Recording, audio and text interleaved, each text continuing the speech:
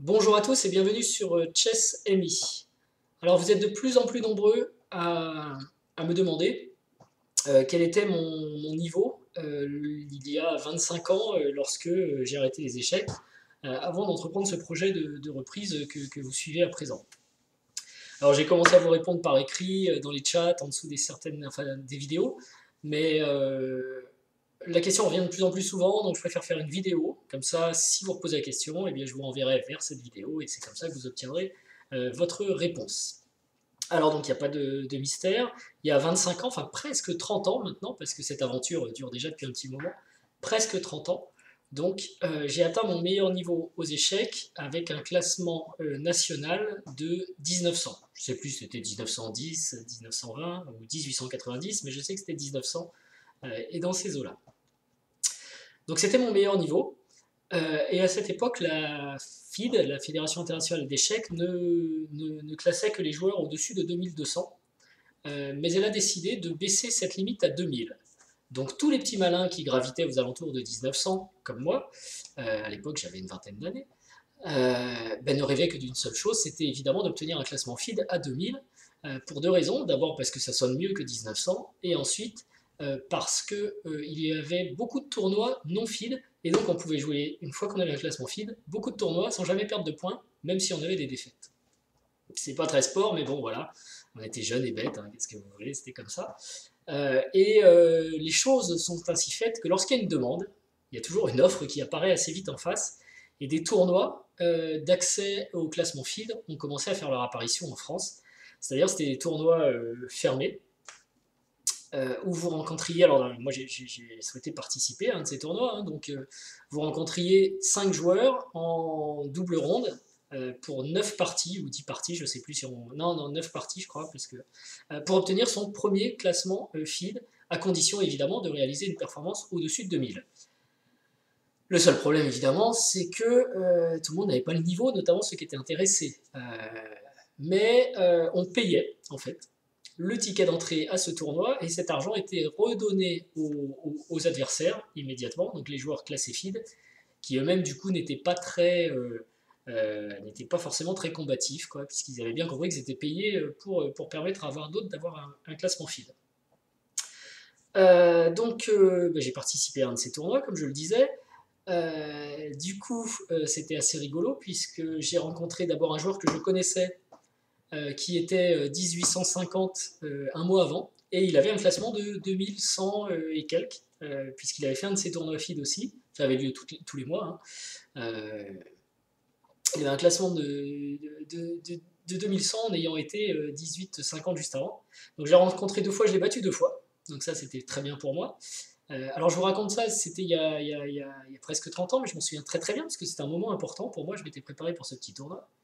Ensuite, j'ai rencontré un joueur qui n'était autre que l'organisateur du tournoi. Donc, je ne sais pas si c'était très légal, en fait, en quelque sorte, au niveau de la FIT, cette histoire.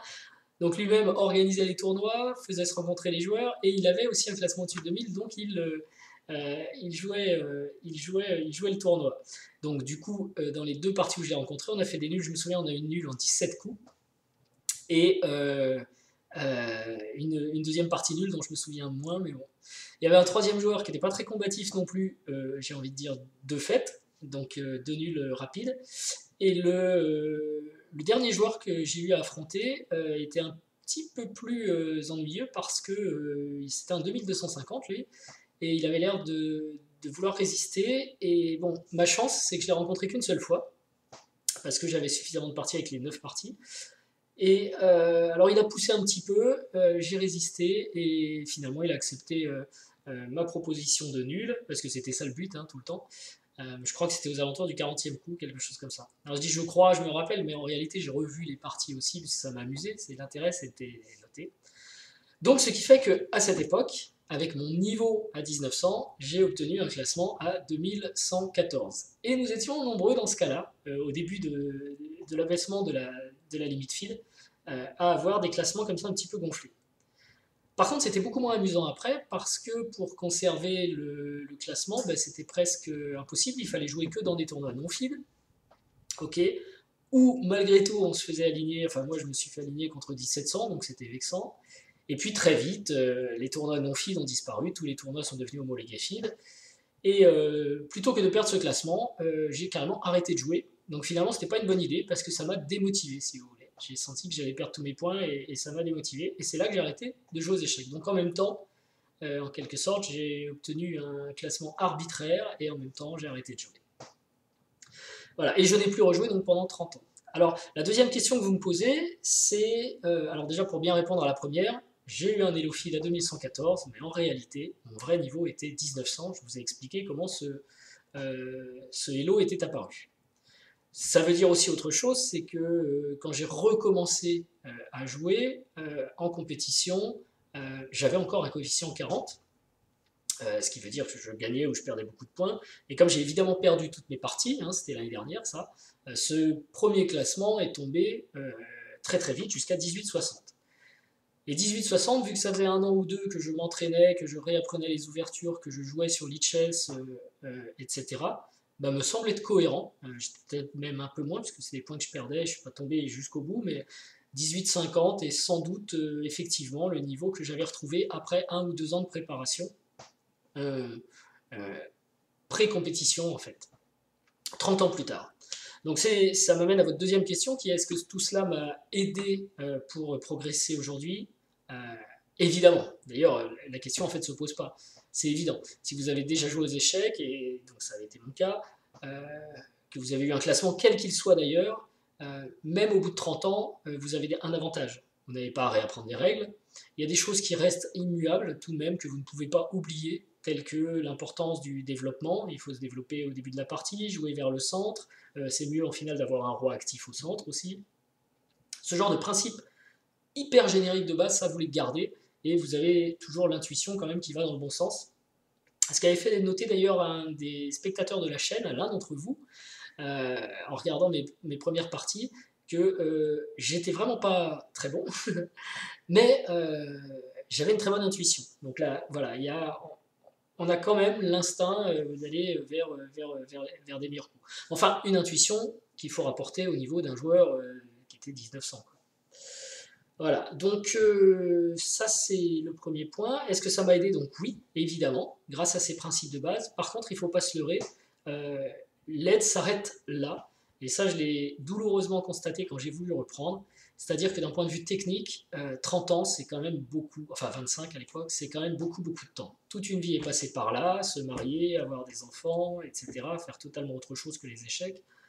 Et les ouvertures, je ne les connaissais plus du tout. Il a fallu que je reconstruise mes premiers répertoires d'ouverture, faisaient 5 coups. Hein. C'est pour dire, je repartais. Alors évidemment, je me souvenais des noms, ça revenait, mais pas du tout des coups.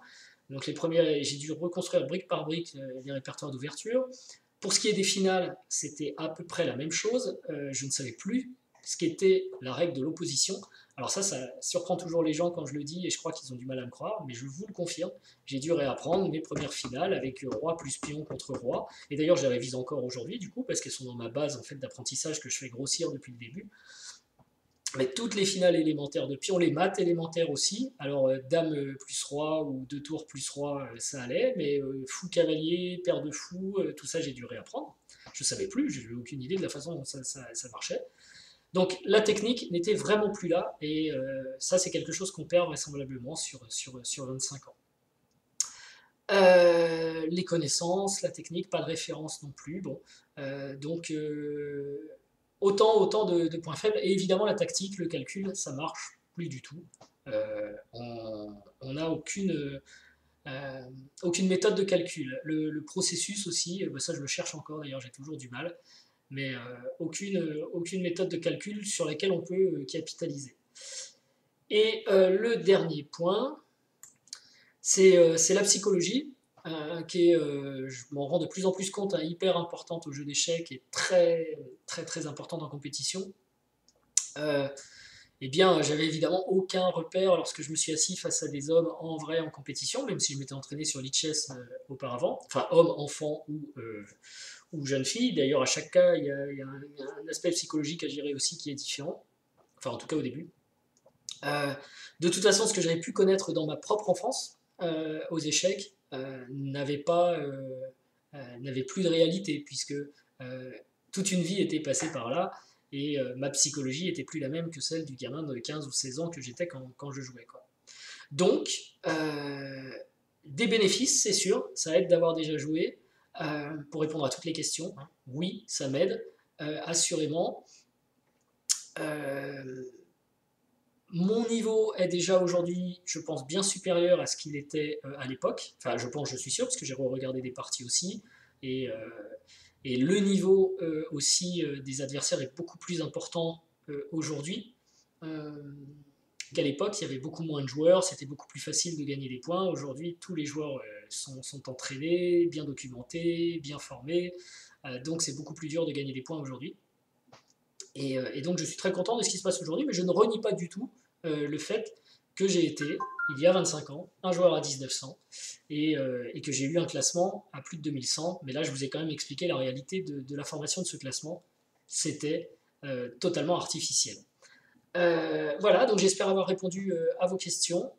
En attendant, je vous remercie pour votre support, vos encouragements. Je vais faire d'autres vidéos encore parce que là j'ai plein de petites idées et plein de choses qui changent parce que justement je passe un palier et il se passe pas mal de choses dont je vais vous parler.